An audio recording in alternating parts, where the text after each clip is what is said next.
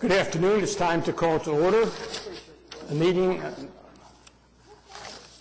of the Oklahoma City Economic Development Trust for September 19th, 2017. Thank you for attending. There will be an opportunity at the end of our session for any citizen who wishes to be heard to ask questions. If you would want to be heard, would you please fill out a request form and we'll call on you at that time. With that being said as introductions, the first item will be to approve the minutes of the August 22nd, 2017 Economic Development Trust. We have a motion and a second. Any comments or questions? Please cast your votes. And it is so approved. Next is to ratify the OC EDT claims. You have a copy of the claims in your packet? I would move the items. Second. We have a motion and a second. Any comments or questions?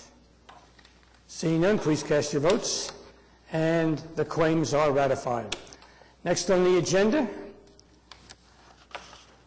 I think, Eric, you're going to cover this, an assignment of Amendment 3 to the contract.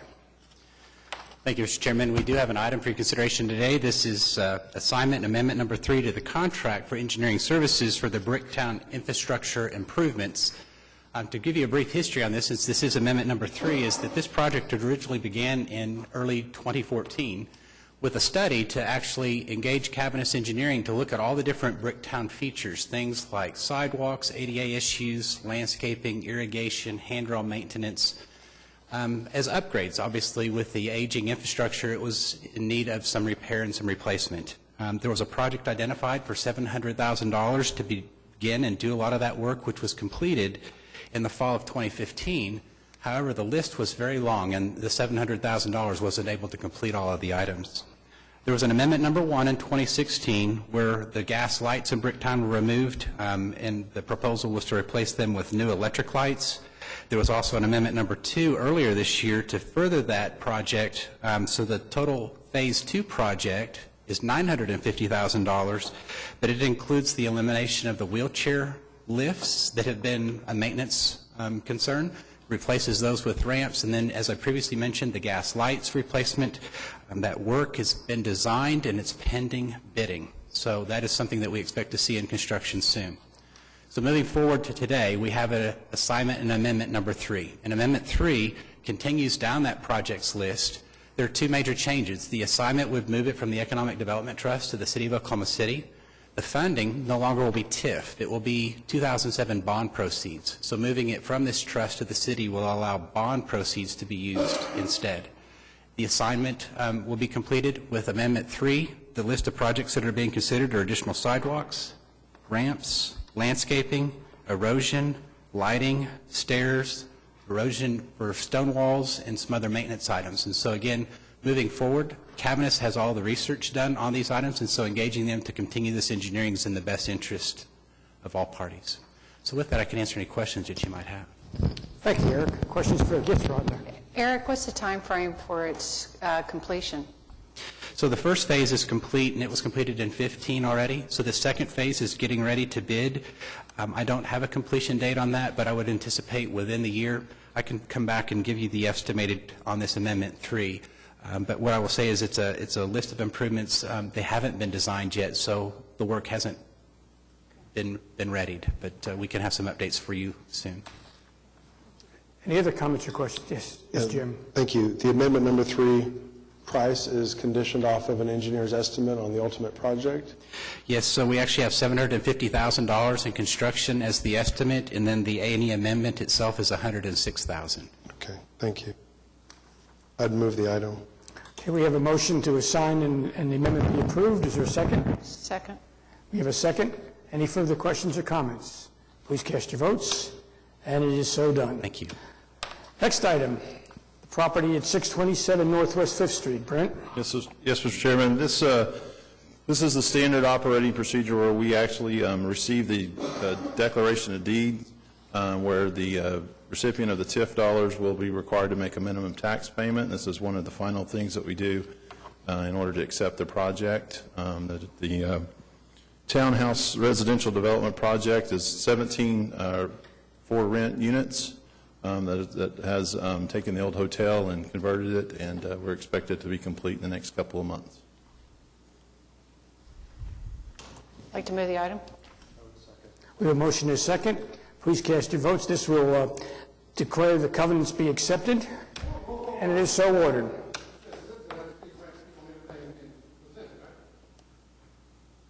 Excuse me, sir?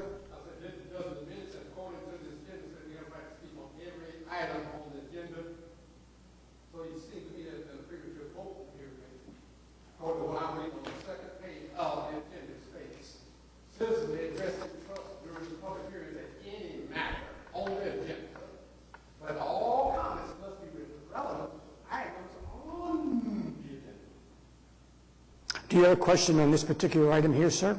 Yes, I do.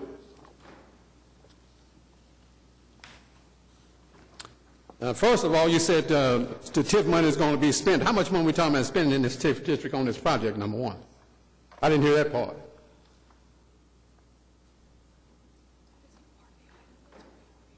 I mean, it has to be, it's not going to be to pay for itself, right?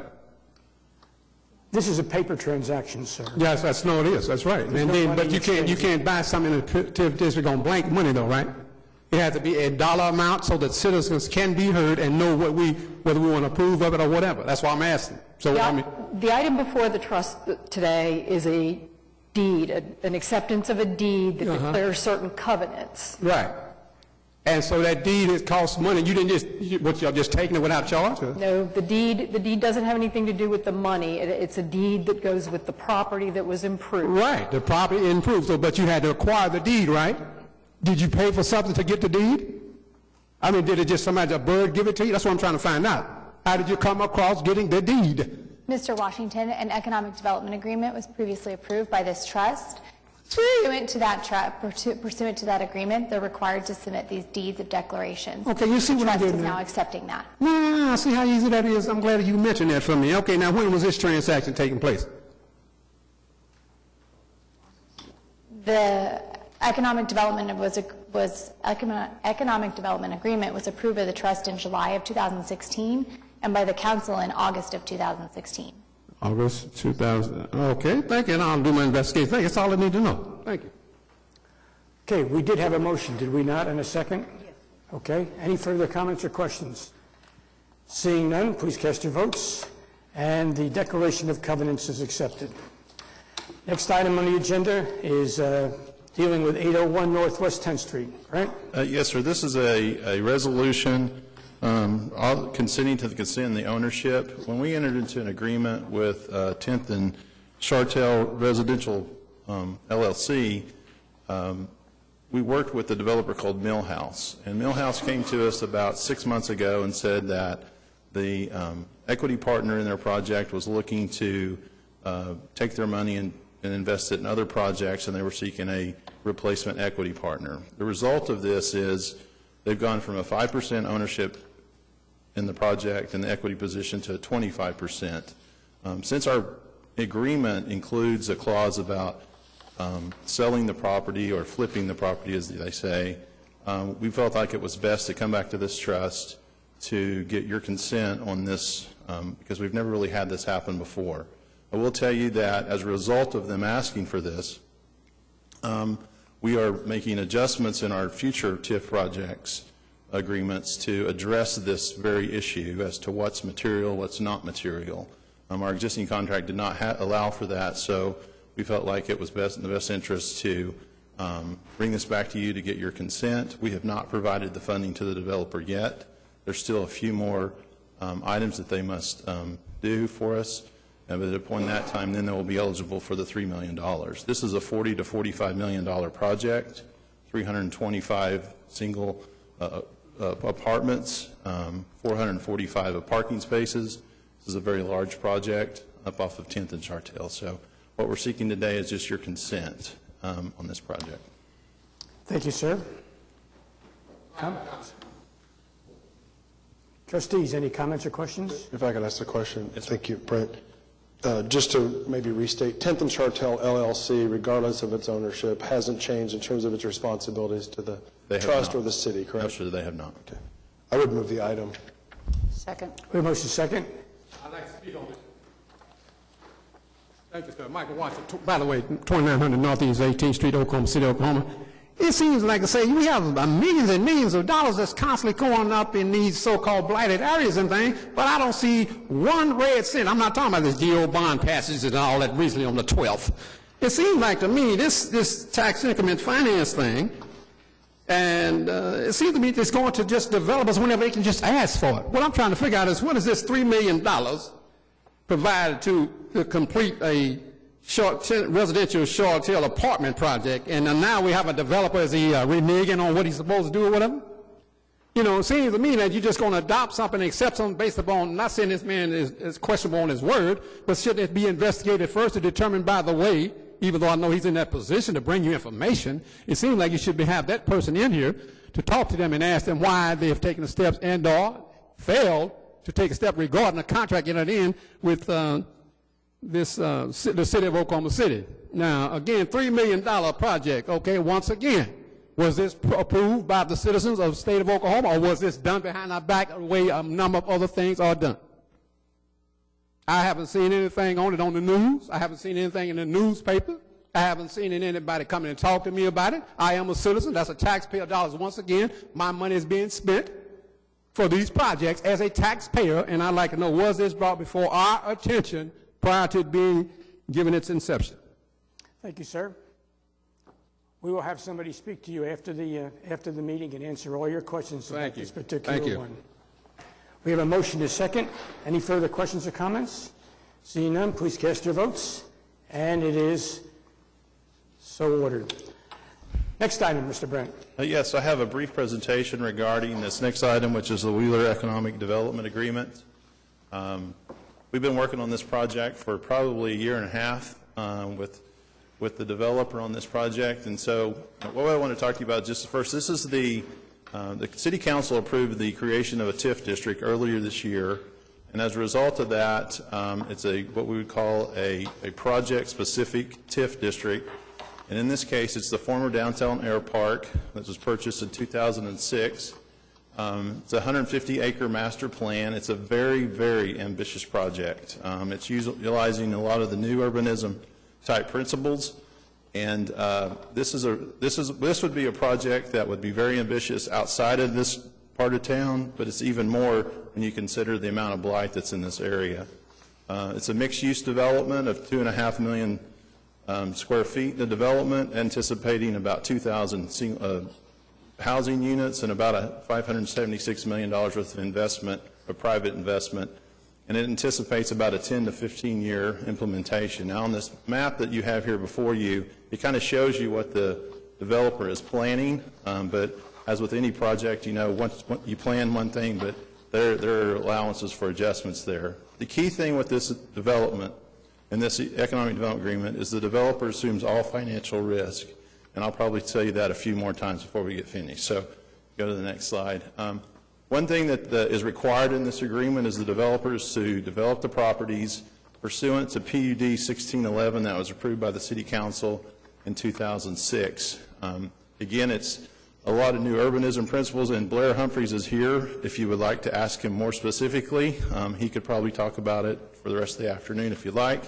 But it's again, the new urbanism type development where it's high density, zero lot lines, then there's a significant amount of open space, and again, when you're trying to get 2,000 units in that amount of area, it's difficult.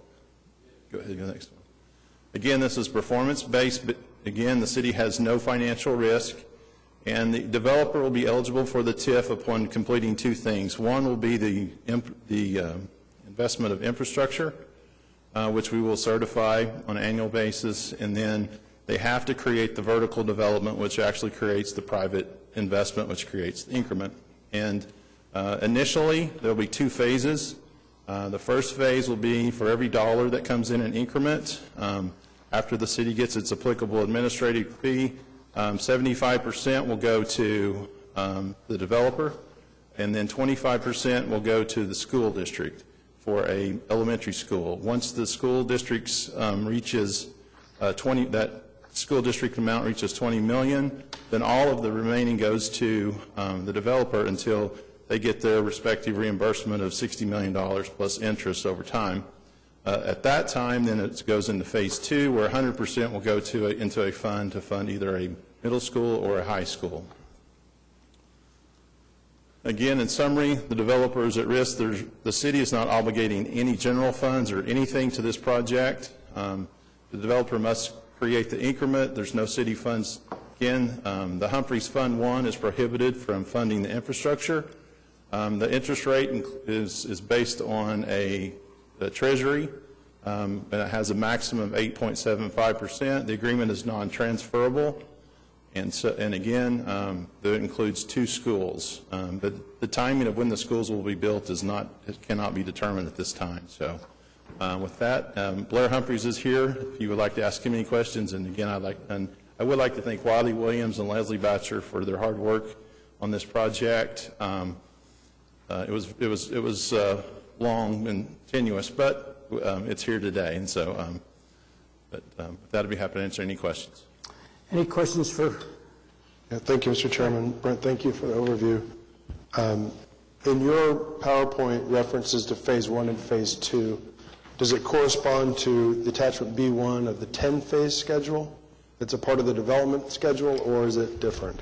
The phasing of the private investment is in 10 phases, but when we're looking at how the TIF money will be provided to the developer, there are really 2 phases, where the first phase is based on reimbursements for the school, money going towards the school and going towards the infrastructure improvements. Any suggestion on the timeline, number of years in each phase?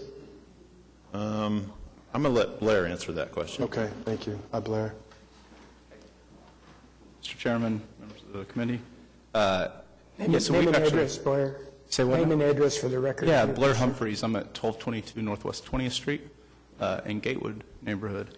And so the development itself, we've known that we couldn't take on this commitment for a 150-acre master plan neighborhood without some arrangement with the city and how to tackle the infrastructure question. We're in an old riverbed on the former air park. We also acquired an additional 70 acres east of Western Avenue from Chesapeake in 2014, really augmenting the opportunity down there. And knowing that once we started on this with the goal of creating an urban village, providing the mixture of urban uses that's really in line with the Oklahoma River Master Plan adopted in 2004, we knew that we had to have something in place in order to do that. And so after the vote in the approval in January by the Oklahoma City Council, in an anticipation of this eventual agreement, we really felt comfortable with initiating that phase 1 infrastructure. And so we are actually under construction on the first 14 acres of the development. And it does more or less coincide exactly with the phasing plan that's before you. We'll hopefully be able to learn as we go and get sharper in terms of our ability to schedule that and anticipate what the market wants and understand how best to pursue it. I can tell you that right now we're hoping to initiate phase 1B, as we're calling it, which would do about half of phase 2 in order to hopefully pursue a tenant for the hangar in a very short timeline and get them in place within the next 2 years. And so that document that you have is our guide for how we think phasing will occur, though we know that there's going to be some opportunities that come up that allow for it to be refined. So I guess, is your question, is it a 15-year completion schedule? Sorry, 15, yeah. So our best guess is that each phase will take somewhere in the 18 to 24-month time frame. We think that, if things get moving and we see a lot of market demand, that 10 years would be the fastest this can be done. We think 15 years is probably a more likely expectation. If you ask my dad, it's going to be more like 10. If you ask me, I'm trying to keep the expectations a little bit manageable there, so we'll see. But certainly it's in our best interest to move quickly. Thank you, Mr. Chairman. And Wheeler District LLC has fee simple or option interests on all of this land? So we own all the land with the exception of a approximately 7.2 acre parcel that's currently occupied by Evans Energy. I say as this district is actually defined, you see within the TIF A and TIF B districts, we own all but the 7 acres. The broader district that's defined includes some land that's owned by the city and others, and I think that the reasoning there is just to create an opportunity that if there was something that we deemed these TIF monies appropriate to partner on or to contribute to, that it would give us that flexibility even if it fell right outside of our specific technical ownership. So I've long admired your particular approach to land use and urbanism issues, and so I appreciate what you've applied here. I think this is, hugely exciting for Oklahoma City in general. I've always heard, go big or go home, but when your home goes big, I don't know what you're supposed to do. This is pretty exciting, really, particularly for the area, and all of us have witnessed and thought about what could happen down there. So thank you, first and foremost, for that type of ambitious vision for Oklahoma City. And I guess my only other thought is, clearly you've had good counsel, but I would commend the city council for what is, I think, a very protected agreement of the taxpayers. And are you comfortable that, in spite of the constraints associated with what you can't draw TIF dollars for, this is still all going to happen? It's going to happen with either your timeline or your father's timeline, and Absolutely. You won't be back asking for amendments from the city to give anywhere? No, that's certainly not our expectation. And I'll just tell you that we, maybe this landed on Brent's desk about 1.5 years ago, but we've been working on it for over 3 years now. And,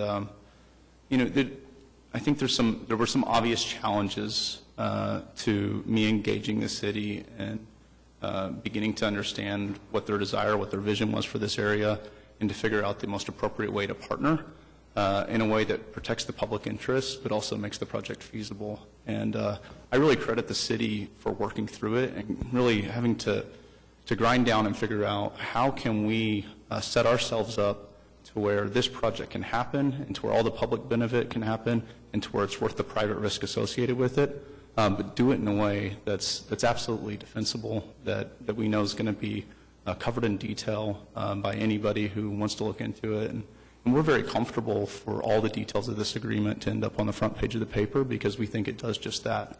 As Brent stated multiple times, we're taking all the financial risk. I think as you look at the agreement, what we do is we win alongside the city. The city is going to get great public spaces. It's going to get dramatic improvements to the south bank of the Oklahoma River. It's going to get new housing and new commercial activity, new retail stores and restaurants, all of which were called for in the Oklahoma River Master Plan that preceded our purchase of the property. We're also focused on making sure that this agreement provides the funding and the firepower to make the elementary school possible. South of the river, we have an overcrowding problem in all of the public schools. And this particular school would not only serve Wheeler District, which of course we hope is important, but would also serve students from the surrounding neighborhoods. As we've met with school leaders on this and met with civic leaders, what we realize is there's a special opportunity here to do a curriculum that is a dual immersion curriculum. And so students will actually be able to learn to read and write in their native language, but then have this crossover cultural opportunity to where they'll finish in the 5th grade, having covered all the standard curriculum, but also having a bilingual capability and cross-cultural relationships that we think will really augment their opportunity moving forward. And so this structure, as the city has put it together, provides for a funding that can actually make those capital improvements possible and allow that school to get off the ground. One of the other things that we've done as part of this commitment that I think is important and is something that I know Ms. O'Connor and other members of the city planning and city at large have paid special attention to is created an affordability commitment on the front end so that 20% of the housing that's done in Wheeler, of that for-sale housing, will actually go out at an affordability rate between 70% AMI and 120% AMI.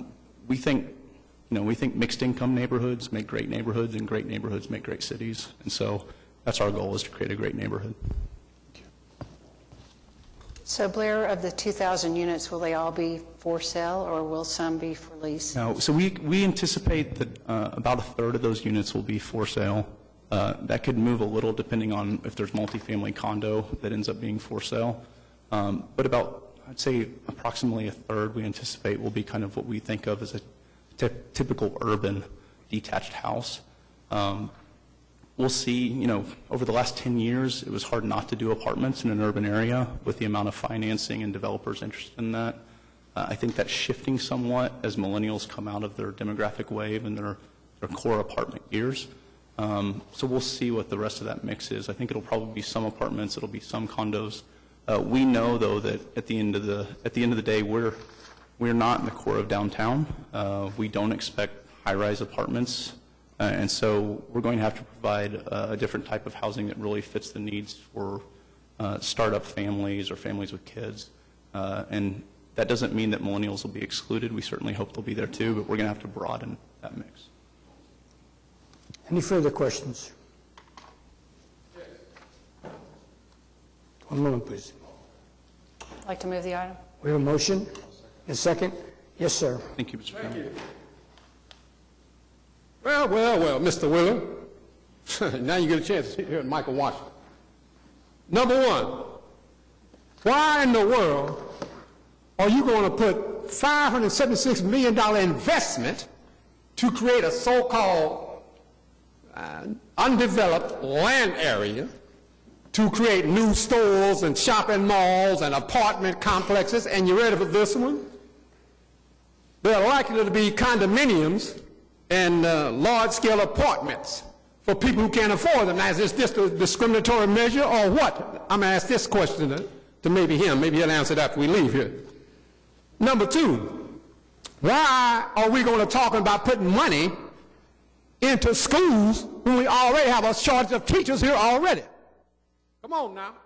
The teachers cannot be paid as it is, and yet you're going to build a elementary school and then a high school next out of $20 million that we're supposed to be giving? Are we serious? Are we not really looking at the picture here? Come on now. Now, not only that, you have a so-called 15-year period in which this money is supposed to be, quote-unquote, paid back after it's given to these people. Now, how is it, since it's not going to be a risk on our part, all developers need money, don't they, to complete or start their projects? At least I've been known for a little bit of economics that I know of. Isn't that the purpose of giving a person money?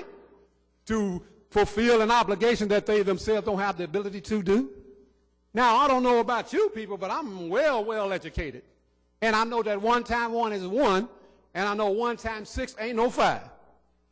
Okay, so in other words, this is a sale to you to make you accept a project that in turn there are personal interests involved in the people who are presenting it. Now, again, Mr. Wheeler's already stated too that some of the apartments may be sold and may not be. A third of them, I believe that's what it said there. A third. Now, that being the case, then it seems like to me that they're also having an additional personal interest in not only from the tax increment monies that they're going to be given. Now, again, Mr. Brent here said they're going to be given $60 million back, okay, from their investment. Now, again, are they putting up the whole $576 million? No, they're not. No. We know better than that, because you know why? Then you wouldn't be talking about giving them $60 million back of their hard-earned dollars. So that being the case, then they're looking for, is this a long distance? Are they looking for that $576 million to be created after the whole project is started? I never heard where that was going to come from. Okay? So let me say in closing at this particular time, I believe this situation needs to be fixed up and reconsidered, and I need somebody to come out and talk to me before we leave here, because I am thinking seriously about filing an injunction to prohibit this farce, deliberate and flagrant stealing of taxpayer dollars. Thank you all very much for this time and opportunity, and I will be back. Thank you, sir. We have a motion and a second to approve this. Please cast your votes.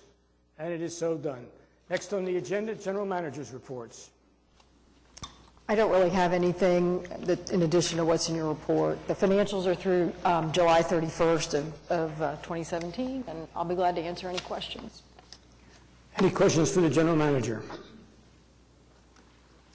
Seeing none, any staff wish to be heard? Seeing none, any trustee comments? Seeing none, any citizens wishing to be heard at this time? Thank you again. 2900 Northeast 18th Street. Let me say that I am deeply pleased to stand before this committee and I am deeply pleased and promise to be far more assertive in my efforts to deter a lot of this flagrant, reckless disregard of taxpayer dollars. I may seem to be the only person on this side who understands this measure of importance, that we as citizens should not be allowed for outside developers to continue to come in and misuse and abuse our monies on projects who have already, as they state out of their own mouths, are questionable. Okay, they say, well, let's be transparent. I can't tell you being transparent. I didn't even know about this project going on. And I'm pretty much downtown a lot. Now, I obviously have missed some of the meetings, but at the same time, let me tell you one thing. No. Not on my watch. Okay? No disrespect to anyone, sir. Your gallant effort, I respect that humbly. But at the same time, we cannot close our eyes to this blatant misuse and abuse of taxpayers who, for the most part, are believing that we have people here in this asserted chamber, that are actually set here, appointed, actually elected by them, well, not in this case, probably appointed by the mayor, to do the right thing for the people. Economic Development Trust, look at what they're saying. Look at that last word, trust. Trust means that I implicitly believe that even though I'm not here, it's just like we're in the same room together, eating lunch or whatever. My interest is going to be protected, but I don't see it being here. We have a personal interest of Miss Kathy O'Connor, who has various positions that I believe, which makes it possible for all these developers to come in discriminately to be given these approval economic projects, and with the promise of being backed. Why? Because she has a hat on in every area of the economic trust and development and finances of the city of Oklahoma City. Not only does she have a part in the urban renewal executive director's position, she also has in the economic trust, development trust, and the alliance, who we know is right now the managers of all the monies that we take in as a city. And I know you're ready for this. Then you also have highlighted players, Devon Energy, who we know created the Economic Development Trust through, let's just say not the Economic Development Trust itself, but the alliance. Therefore, this is why they themselves have very huge monuments in and of themselves, building structures, which is created in a TIF district for themselves. Okay? So I'm telling you that this personal thing we have in this must be seriously looked at.